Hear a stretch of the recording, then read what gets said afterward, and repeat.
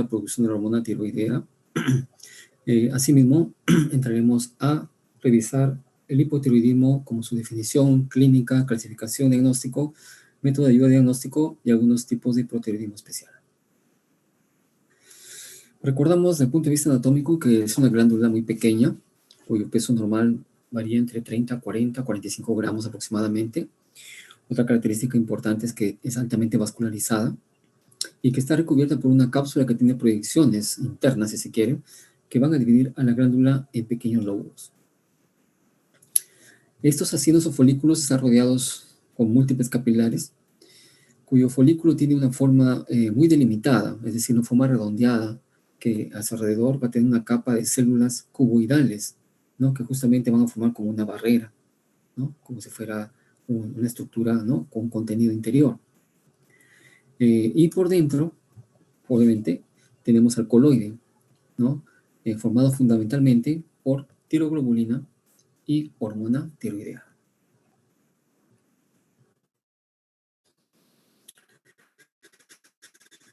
Si nosotros nos ubicamos en el paciente gráfico, ¿no?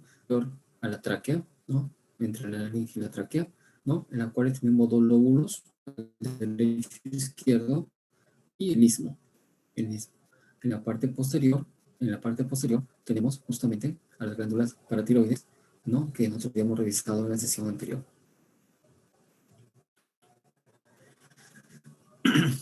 ¿No? Está constituido por varios tipos de células. Una de ellas son las llamadas parafoliculares, ¿no? O células C también se le consideran, que son las que producen calcitonina. Y las células foliculares, que son las encargadas de formar la tiroxina, ¿no? Y la tirotironina, o sea, la 4T4 y T3. Bien, entonces acá tenemos la ubicación de las células, ¿no? Dentro del coloide, ¿no? Tenemos las células.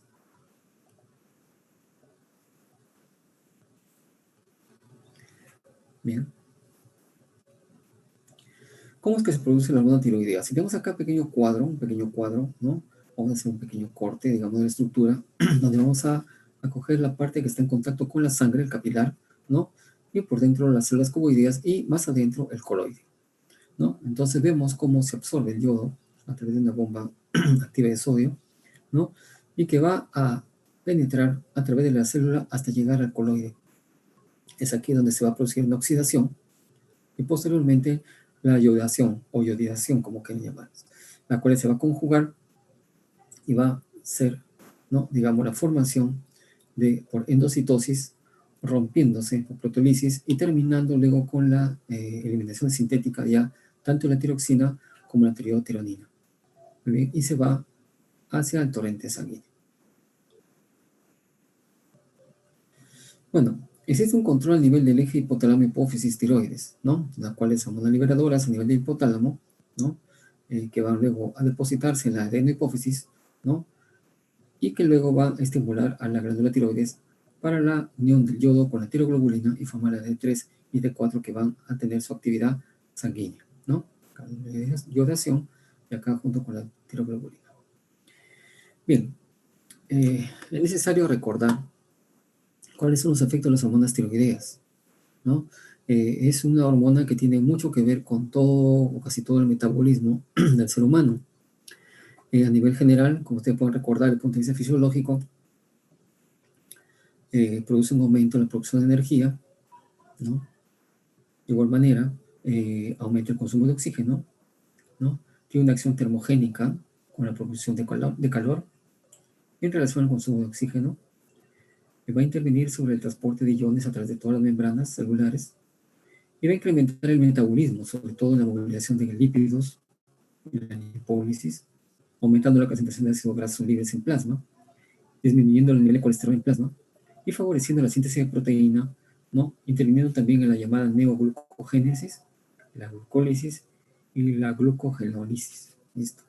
Entonces, como ustedes pueden deducir ya, cualquier deficiencia, ¿no? En el caso de hoy día que estamos revisando hipotiroidismo, vamos a tener alteración de estas funciones generales, ¿no? Va a incrementar los lípidos, va a disminuir la síntesis de proteína, va a bajar la energía, ¿no? Disminuir el consumo de oxígeno, va a ir tendencia a la hipotermia, etcétera, etcétera. Bien, a nivel del sistema nervioso central, ¿no? Produce un importante rol, tiene un importante rol en el desarrollo fetal, ¿no? De allí que vamos adelante vamos a revisar algo sobre hipotiroidismo congénito. Va a potenciar la capacidad de respuesta a los estímulos y la velocidad de los reflejos. Por eso el paciente hipotiroideo tiende a tener una lentitud refleja y una lentitud en su accionar desde el punto de vista del sistema nervioso. En el aparato respiratorio, la hormona tiroidea va a incrementar la ventilación pulmonar y va a dar una mayor intensidad y profundidad en las respiraciones. Estamos hablando tanto de la profundidad como la frecuencia. A nivel cardiovascular, va a incrementar la capacidad de transporte de oxígeno por la sangre, aumentar el gasto cardíaco y la frecuencia cardíaca. De igual manera va a incrementar la fuerza y velocidad de contracción del corazón. Va a dilatar los vasos sanguíneos, por lo tanto va a disminuir la resistencia vascular periférica y produce también la eliminación del calor, ¿no? Cuando hay hipotiroidismo ocurre lo contrario. En el aparato digestivo va a haber una estimulación de la secreción de jugos y enzimas digestivas. Entonces en el hipotiroidismo va a disminuir esto, entonces el paciente va a tener siempre, ¿no?, molestias digestivas en cuanto a la digestión. Va a incrementar normalmente la absorción intestinal y va a favorecer la conversión de colesterol a los ácidos grasos biliares. En el aparato reproductor interviene en el normal desarrollo y funcionamiento del aparato reproductor para ambos géneros. Bueno, hemos revisado la parte anatómica, fisiológica, ¿no?, y la producción hormonal tiroidea y sus funciones. Entonces ya podemos entender un poquito más claro, ¿no?, en lo que consiste el hipotiroidismo. Entonces se define, ¿no?, como un estado clínico y sobre todo bioquímico resultante de múltiples anormalidades, ya sean desde el punto de vista estructural, ¿no?, o ya sea desde el punto de vista funcional. Estructural nos referimos, ¿no?, a la glándula tiroides en sí, ¿no?, y funcional en cuanto a la respuesta a las hormonas. Y por consiguiente, esta deficiente producción de hormonas tiroidea va a alterarse o a evidenciarse a nivel de concentración sérica y tisular. Por lo tanto, es un síndrome que expresa un menor efecto de las hormonas tiroideas a nivel de las células de órganos blancos. Bueno, la prevalencia de hipotiroidismo es variable, va a incrementar con la edad, ¿no? Se dice que el 2% son mujeres adultas, ¿no? El 0.12 de adultos, 15% más en tercera edad.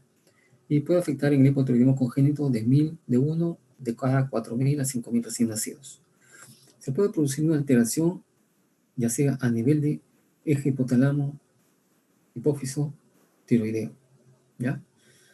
Bien, en cuanto a la epidemiología, se dice que el 2% aproximadamente de la población adulta padece de hipotiroidismo, ¿no? Y eso hay que tener cuidado porque justamente son las personas que tienen los síntomas los que más acuden a los establecimientos de salud, porque puede haber un hipotiroidismo subclínico en la cual no hay sintomatología determinante y es un hallazgo netamente hormonal, sérico, ¿no? Se dice que 14 a 20 veces más frecuente es en mujeres que en varones, ¿no?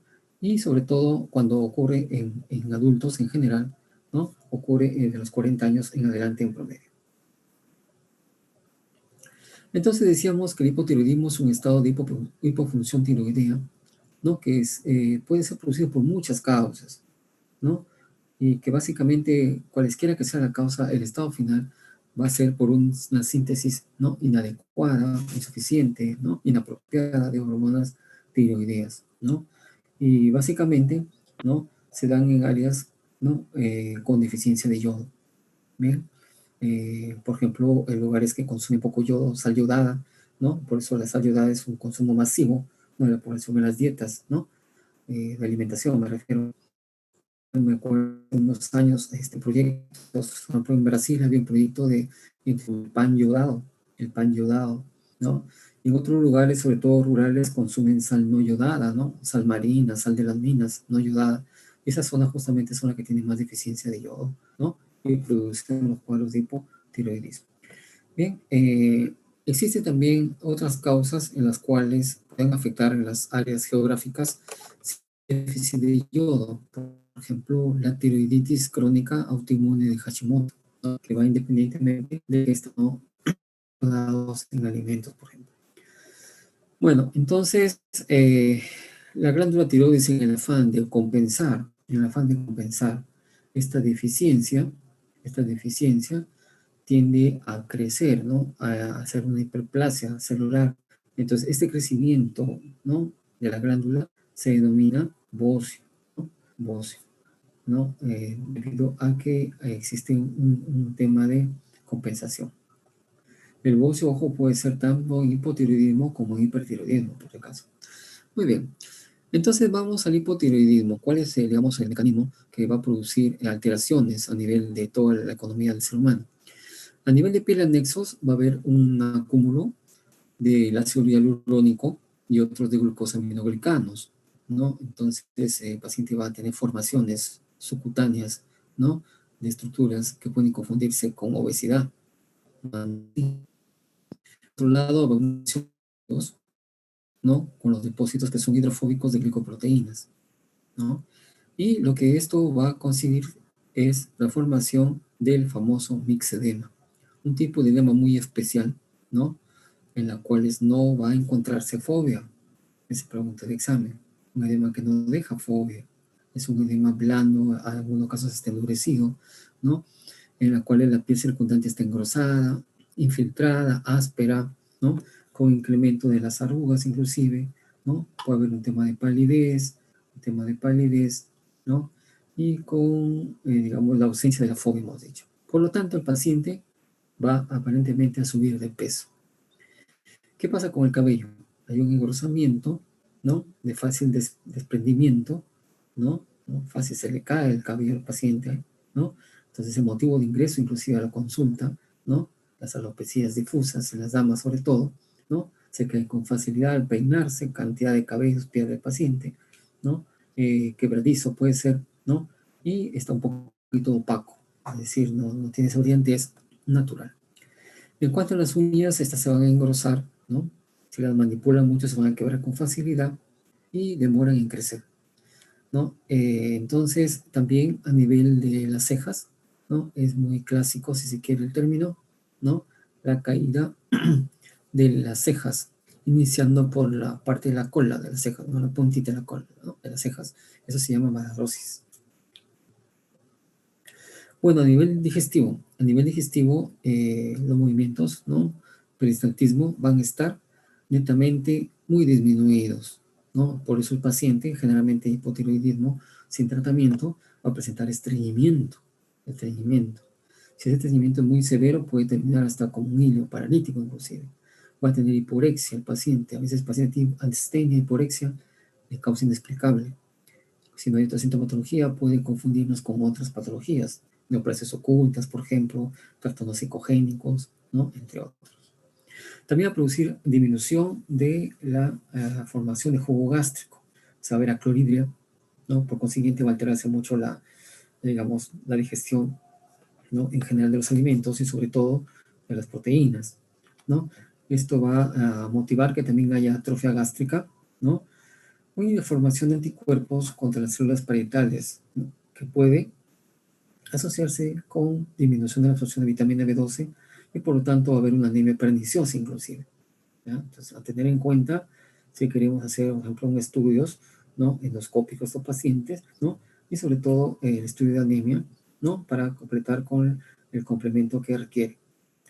A nivel sistema reproductor, pues en las damas va a haber alteraciones menstruales, ¿no?, y lo más frecuente es la polimenorrea, ¿ya? Es decir, menstruaciones muy frecuentes, inclusive no siguen un patrón, cada vez más corto el tiempo de aparición entre regla y regla, ¿no? La hipermenorrea de igual manera, ¿no? Hay disminución de la fertilidad, ¿no? También se dice que en el sistema reproductor estos cambios hormonales, ¿no?, se deben a que hay una disminución de la depuración de estradiol y de estrona. También es frecuente observar en las damas, ¿no?, la galactorrea por elevación de la prolactina sérica, ¿no? Entonces el paciente a veces no tiene, ¿no?, el periodo menstrual, llega a la galactorrea, sospecha embarazo, pero al contrario, ¿no? Puede suceder en estos casos de hipotiroidismo. A nivel sistema nervioso central, ¿no?, poco a poco aparecen episodios de pérdida de memoria, ya se olvida dónde dejar las llaves, se olvida si cerró la puerta, ¿no?, se olvida dónde anotó algo, se olvida que va a comprar en la tienda, o sea, cositas así muy puntuales, ¿no?, que por supuesto pueden darse otras causas, ¿no?, pero son un indicio de que podría tratarse un caso así. Habla un poquito más lento, la bradilalia, ¿no?, y en tema de la concentración, ¿no?, sobre todo para analizar una lectura, ver una película, interpretar lo que sucede, o de repente hacer este ejercicio matemático, etcétera, ¿no? Hay disminución de rendimiento intelectual y laboral, inclusive en algunos casos. Estos pacientes tienden a padecer de la habilidad emocional, es decir, muy rápido tienden al llanto, ¿no? Muy rápido también tienden al estado depresivo, ¿no? Y hay algunos casos de depresión muy profunda que si no son tratados a tiempo pueden tener consecuencias inclusive de su vida. Entonces, frente al cuadro depresivo, que es todo un panorama de diagnósticos diferenciales, siempre hay que estudiar que no deba ser por un trastorno endocrino como por ejemplo el hipotiroidismo, ¿no? Por supuesto, descartando ya la parte orgánica, podemos quedarnos con la depresión netamente a nivel psiquiátrico, ¿no? Pero igual necesita una evaluación pertinente de la especialidad respectiva. A nivel cardiovascular, al examen, ¿no?, clínico, los ritmos cardíacos son un poquito más tenues, ¿no? Y hay una tendencia a la bradicardia, totalmente contrario a lo que sucede en el hipertiroidismo, que va a la taquicardia, ¿no? Entonces, a veces el hipotiroidismo, ¿no? El hipotiroidismo puede producir, ¿no? Puede producir, ¿no?, hasta una arritmia cardíaca. Dentro de ellas puede ser la fibrilación auricular. Generalmente se puede observar que hay un crecimiento del corazón, o sea, una cardiomegalia, ¿no?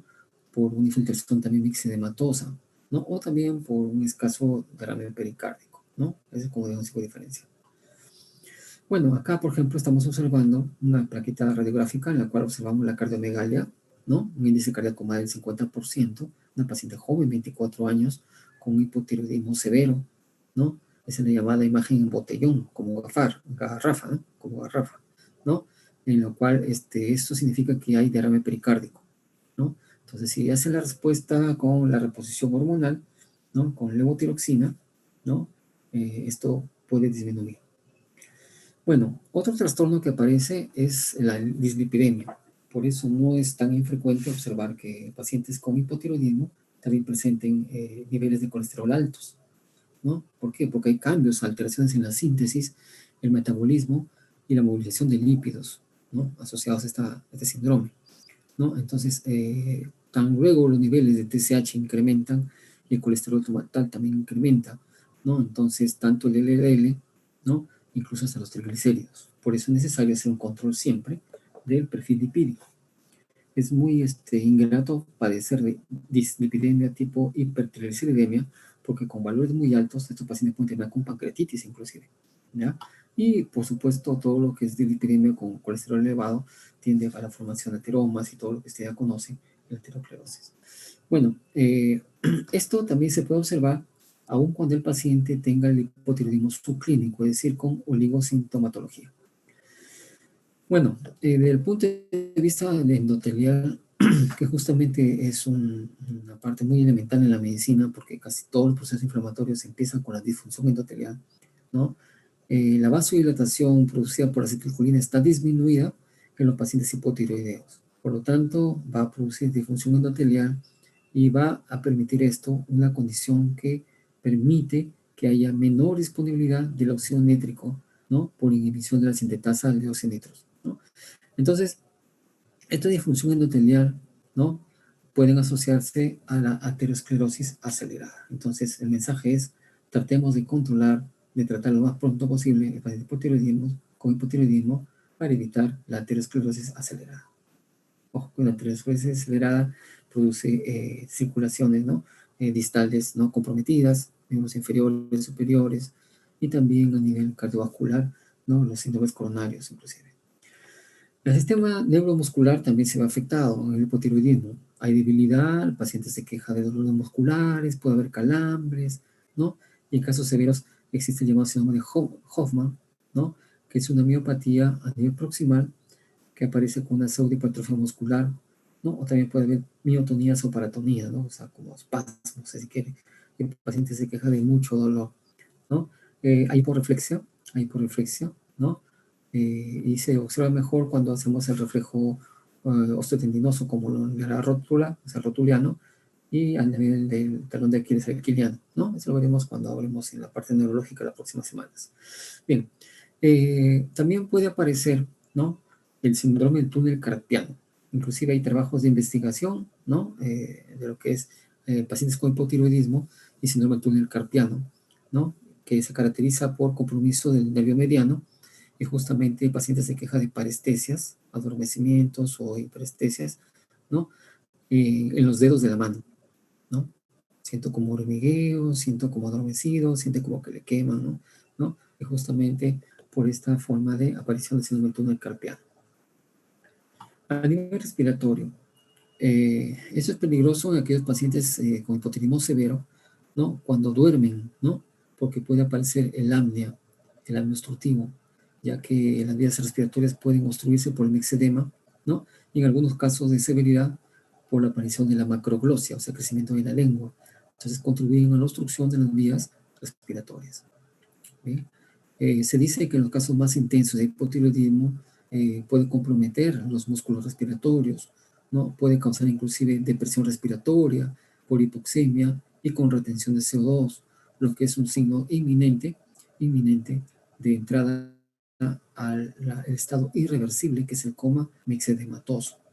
Nosotros hemos tenido la oportunidad de ver pacientes que tenían años con hipotiroidismo y que tomaban sus hormonas tiroideas 50, 100, 150, 200 microgramos, ¿no? Dosis altas. Y el paciente había discontinuado el tratamiento por lo menos 2 semanas, ¿no? Ingresa por saturación sensor y finalmente terminó en el coma. Y no salió del coma el paciente, ¿ya? Entonces, es un cuadro a tener en cuenta, ¿no? Desde el punto de vista de tratamiento y diagnóstico precoz. Desde un punto de vista hematológico, se puede asociar a hipermenorrea y polimenorrea produciendo anemias por pérdida, ¿cierto? Pero también por disminución del factor intestinal gástrico, como he dicho, por atrofia, ¿no?, de la mucosa gástrica, disminuye o hace más difícil la absorción de vitamina B12, ¿no? A nivel intestinal, ¿no? Inclusive con el factor de Castro, ¿cierto? Produciéndole la anemia megaloblástica. Bien, desde el punto de vista clínico, nuestro paciente, ¿qué va a presentar? Síntomas. No tolera el frío. Sea mañana, tarde, noche, siempre para abrigado, ¿no? Astenia, malestar general, estreñimiento, disminución de la concentración, actividad mental, ¿no? Alopecia, pérdida de cabello, ¿no? Duerme demasiado, hasta la mañana, tarde, noche, duerme el paciente, artralgias, mialgias, es hipoactivo, tiene mucha labilidad emocional, se entristece mucho, se encoleriza mucho, los pacientes son un poquito fosforitos, tener cuidado y comprenderlos, ¿no? Se deprimen y van a ganar de peso. ¿Ya? Entonces, esa es información tanto para el paciente como para los familiares. Estos pacientes, además de la reposición hormonal, ¿no?, terapia de reemplazo hormonal, requieren mucho el apoyo emocional de la familia, comprender que es parte de su cuadro clínico, ¿de acuerdo? Sobre todo el tema de la habilidad emocional y cambios en el temperamento, es importantísimo, ¿ya? Clínicamente, como signos, un paciente que tiene piel seca, generalmente piel fría, uñas quebradizas, un cabello seco con pérdida inclusive, no hemos dicho sin brillo, ahí la voz un poquito más ronca, tienden a hacer hipertensión arterial, a veces hay galactorrea, con alteraciones de periodos menstruales, los reflejos lentos, anemia, hipercolesterolemia, que es clásica, ¿no? La malagrosis, es decir, la caída de las cejas a nivel de la cola, hemos dicho, ¿no? Y una coloración entre pálido, casi medio ictérico, pero no es ictericia. Es una coloración media amarillesca, pero no es ictericia. Bueno, acá un resumen, ¿no? Un resumen, ¿no?, de lo que significa el cuadro clínico de, digamos, de hipotiroidismo, ¿no? Ven ustedes la relación edemas, ¿no? En párpado, y una fase de mixedematosa, inclusive muy clásica, la voz profunda y áspera, letargia, sensación de intolerancia al frío, respiración reducida, un corazón agrandado, ¿no? Hay hipertensión, piel seca, áspera, escamosa, ¿no? Trastornos menstruales, debilidad, reflejos disminuidos, ¿no? Tenemos pérdida del vello axilar inclusive, ¿no? Tenemos, en otros casos, ¿no?, hay hasta veces hasta hipotensión en otros casos, ¿no? Pero lo principal es la que hemos visto en adelante. Bueno, clínicamente ustedes ven esta la clásica facies mixedematosa. La mixedematosa, me acuerdo que fue pregunta de examen hace 5 años, me parece, dentro del tipo de facies, cuál es la característica, ¿no?, clásica de la facies, ¿no? Con rasgos toscos, labios gruesos, una piel seca, párpados entumecidos, una expresión letárgica, un cabello grueso, ¿no? Y la pérdida de las cejas, ¿no? A nivel, ¿no?, de la colita de las cejas. Existe macroglosia, inclusive las dentaduras, dejan huellas, ¿no? En la lengua, en la macroglosia, ¿no? Las manos aumentadas de tamaño, ¿no? Uñas quebradizas, ¿no? Hiperkeratosis del codo, inclusive, ¿no? Y faltaba acá las paresthesias a nivel de los dedos, ¿no? Por el síndrome del túnel carpiano, ¿no? Bueno, a nivel del hipotiroidismo severo, el coma mixedematoso, es motivo de ingreso a la emergencia, inclusive. Los pacientes respiran muy lentamente, hay hipoventilación y en algunos casos severidad con obstrucción parcial de vía respiratoria aérea superior, ¿no? Las manifestaciones cardiovasculares a veces pueden tener arritmias cardíacas como fibrilación auricular o cambios de un ataque a arritmias, pérdida de arritmias también, trastornos electrolíticos, sobre todo la hiponatremia, insuficiencia renal, a nivel digestivo, infiltrado de mucopolisacáridos, edema de la capa muscular de la mucosa, ¿no? Ilio, hemorragia digestiva. Desde el punto de vista hematológico, trastorno de coagulación con CID, ¿no? Y tienen tendencia a realizar mayor sangrado en cualquier tipo de patología. Bueno, en cuanto a la etiología, se divide en dos, hasta tres inclusive, ¿no? El hipotiroidismo primario, en la cual el defecto es la glándula tiroidea, por lo tanto, disminución de la hormona tiroidea, ¿no? Y el hipotiroidismo secundario, que es a nivel central, o sea, más arriba, por una enfermedad tanto del eje hipotálamo hipoficiario, con disminución de la actividad biológica del hormona liberador TSH, ¿no? Tiroestimulante, ¿no? Y por lo tanto va a haber disminución de la secreción de hormona tiroidea, ¿no? Si hablamos del hipotiroidismo primario, existen varias etiologías, ¿no? Decíamos que una causa importante es acá la tiroiditis de Hashimoto, ¿no? Cuyos factores desencadenantes relacionados está el hipotiroidismo clínico, pero también va a estar el hipotiroidismo subclínico, o sea, con poca sintomatología. Tenemos el hipotiroidismo iatrogénico, justamente por aquellos casos de pacientes que por obvias razones han sido sometidos a una tiroidectomía, por ejemplo, un cáncer de tiroides, ¿no? De tiroides, y también puede ser por exceso de dosis, ¿no? De yodo, ¿no? De yodo, en caso de hipertiroidismo, por ejemplo, ¿no? O pacientes que reciben mucha, digamos, radioterapia, ¿no? Entonces, en este caso, básicamente, ¿no? Llegamos del hipotiroidismo y pasamos al hipotiroidismo.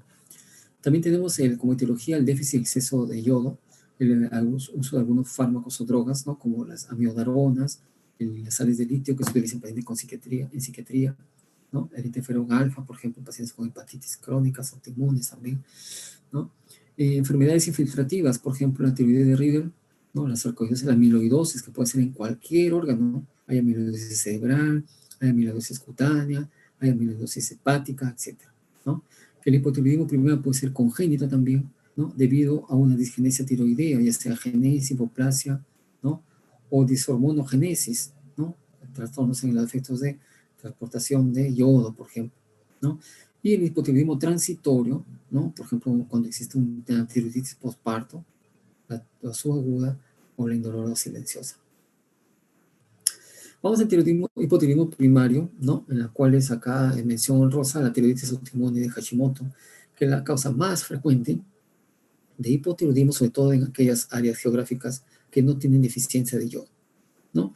Puede o no tener bocio asociado y se da por la destrucción mediada por anticuerpos a nivel celular y por autoanticuerpos, como la peroxidasa a nivel de perotiroglobulina, a nivel del receptor de TSH y también anticuerpos que bloquean a la TSH. En cuanto al hipotiroidismo secundario o central, hemos dicho a nivel del eje hipofisario-hipotalámico, ¿no? Tenemos los tumores, ¿no? Y justamente están los tumores tipo adenoma hipoficiario, el craniofaringioma, o la metástasis de otras lesiones, ¿no? Por ejemplo, metástasis de próstata, metástasis hepático, ¿no? Y de otra naturaleza. También puede ser a nivel de cirugía o radioterapia a ese nivel cerebral, ¿no? O vascular, ya sea por una necrosis isquémica, un accidente cerebrovascular o hemorragias, ¿no? O enfermedades infiltrativas tipo sarcoidosis, hemocromatosis. También por el problema congénito tipo hipoplasia hipoficiaria o displasia septo-óptica. Bueno, con los grupos de práctica hemos revisado también el examen clínico tiroides, la metodología, solamente aquí para revisar que se puede examinar con una o ambas manos, ¿no? Con abordaje anterior, como el primer cuadro, ¿no? Que estamos señalando, ¿no? Lóbulo por lóbulo, ¿no? Lateralizando, pidiendo que el paciente trague saliva, ¿no? Y vemos si aparición de nódulos o aparición de dolor, ¿no? O tumoraciones o crecimiento anómalo de la tiroides, ¿no? Y en la segunda fotografía vemos el abordaje posterior, examinando la parte posterior, ¿no? Y lateralizamos derecha e izquierda para localizar crecimientos anómalos a la misma. La misma maniobra, ¿no? En la cual el paciente va deglutiendo, ¿no? Alectoscopía, ya estamos viendo que hay un crecimiento de la glándula, alectoscopía, ¿cierto? Pero al examen clínico ya podemos inclusive hasta tomar medida del mismo crecimiento. Muy bien. Bueno, este es un cuadro clínico de hipotiroidismo, ¿no? Congénito, ¿no? Que puede prevenirse inclusive, ¿no? Haciendo una buena historia clínica a la madre gestante. Existen varias ayudas al diagnóstico, ¿no? Desde el punto de vista general, ¿no? El hemograma, ¿no? Dosaje de hormonas, de repente, ¿no? Básicamente una ecografía de imágenes, ¿no? Ecografía, ¿no? Para los lóbulos, hay nódulos, ¿no? Una centellografía o gamografía, ¿no? Para ver si capta o no capta, digamos, ¿no? Las imágenes, ¿no? De alguna lesión inflamatoria crónica, ¿no? Y la tomografía, que es un poquito de mejor resolución. Desde el punto de vista diagnóstico, básicamente acá la sospecha clínica. Pero, ojo, nosotros tenemos el llamado hipotiroidismo subclínico, ¿no? En la cual existe oligosintomáticos, por ejemplo, solamente astenia o solamente caída de cabello, ¿no? Que fuese tan sencillo de tratar, entre comillas, pero haciendo toda una pesquisa de hormonas, como la TSH, la T4 libre, la T3 total, ¿no? Así como anticuerpos, antiperoxidasa, tiroidea, antitiroglobulina y la TRH, podemos determinar si se trata de un hipotiroidismo primario o secundario, ¿no? O subclínico inclusive, ¿ya? Pueden haber otras alteraciones, ¿no? Que conllevan a los niveles de T3, T4, por ejemplo, los estrógenos o el ácido nefrótico también. Desde el punto de vista de imágenes, ¿no? La ecografía no se debe evaluar el bocio, si existen nódulos tiroideos, existe todo un protocolo, ¿no? De tamaño de nódulos, en la cuales se puede sospechar malignidad o benignidad, ¿ya? Cuántos nódulos, ¿no? Así como la aparición de quistes, ¿no? Y también la secuencia y el tiempo que hay que controlarlos para ver si se puede malignizar o no estos nódulos. Muy bien. La de Hashimoto, ¿no? En la cual la ecogenicidad va a ser heterogénea del parénquima. Y la tomografía y la resonancia magnética, ¿no? De que a nivel encefálico y de hipófisis, que es muy importante para delimitar la causa o etiología del hipotiroidismo secundario. Bueno, acá rápidamente estamos presentando los valores normales, ¿no? Valores de referencia, hormonas tiroideas, la TSH, la tiroidropina, ¿no? Mediales de la zona verde, que estamos acá de 0,3 a 3, ¿no? Metros por mililitro, ¿no? Extremos considera alto-bajo, la T4, la tiroxina, y la T3, la tirotironina, la T4 libre, ¿no? La T3 libre, ¿no? Los anticuerpos, antitiroglobulina, ¿no? Y la tiroglobulina en general. Bien, entonces existen varios cuadros de valoración, de interpretación del perfil tiroideo, ¿no? Como vemos acá una gran ayuda es un dosaje de hormonas, por lo tanto deberán realizarse en un laboratorio confiable y correlacionar con el cuadro clínico, ¿no? Que a veces coincide o a veces no hay nada en absoluto en medicina, por supuesto. Entonces, un TSH alto que sí que hay un gran estímulo ¿no? De esta hormona, ¿no? Pero con T4 y T3 libre normales, habla de un hipotiroidismo leve, en este caso asintomático, llamado también subclínico, ¿no? En cambio, si este TSH está elevado y el T4 o T3 puede estar bajo normal, ya estamos frente a un hipotiroidismo, estamos disminuyendo ya los valores. Si el TSH está bajo, pero T4 y T3 están normales, existe un hipotiroidismo leve asintomático, ¿no? Y bueno, si está bajo el TSH y está bajo normal T4 y T3, ¿no? Podría ser que no haya una falla tiroidea, pero también podría ser un hipotiroidismo secundario, es decir, que está en nivel más alto, estamos hablando de encéfalo o de hipófisis o el eje hipotálamo hipofisiario, algún problema que está ocasionando alteraciones de perfil tiroideo. Tenemos una gran ayuda que es la ecografía que va a valorar básicamente el tamaño, ¿no? El patrón ecogénico, ¿no? La presencia de nódulos, los quistes, ¿no? Se dicen que quistes menos de 0,5 milímetros no es para preocuparse, el número de quistes y por supuesto el seguimiento que debe realizarse cada 6 meses, ¿no? Cada año de acuerdo a la evolución. También esta ecografía además nos permite la oportunidad de valorar adenopatías, que pueden estar secundarias a procesos inflamatorios, ¿no? O también procesos neoplásicos, ¿no? De esa naturaleza. Por otro lado, la ecografía también nos sirve para tener un apoyo, ¿no? Para tomar las muestras dirigidas para biopsia, toma de muestras de biopsia, dirigidas a través del control ecográfico, ¿no? Y finalmente la camografía centellografía, la cual es de la captación, ¿no? La tomografía también, la tomografía, la estructura tomográfica del tiroides, ¿no? Afectado un crecimiento por un proceso proliferativo. Bueno, en resumen, todo parte del análisis clínico, ¿no? Y luego el análisis laboratorial, ¿no? Con la TSH, ¿no? La TSH que puede estar incrementada y la TSH que puede estar disminuida. Si está incrementada, tendremos que valorar la T4 libre, ¿no? Si la T4 libre está disminuida, se trata de un hipotiroidismo primario, o sea, el problema es la glándula tiroides, ¿de acuerdo? ¿No? Si la TSH está elevada y la T4 está normal, entonces estamos frente a un hipotiroidismo subclínico. Es decir, pregunta de examen. En el hipotiroidismo subclínico, la TSH está aumentada, pero la T4 libre está normal. ¿De acuerdo? Es un hallazgo netamente laboratorial, ¿no? Y que va a haber seguimiento, por supuesto, parte de la especialidad. Si la TSH está disminuida y la T4 libre está disminuida, el problema sí o sí es problema central.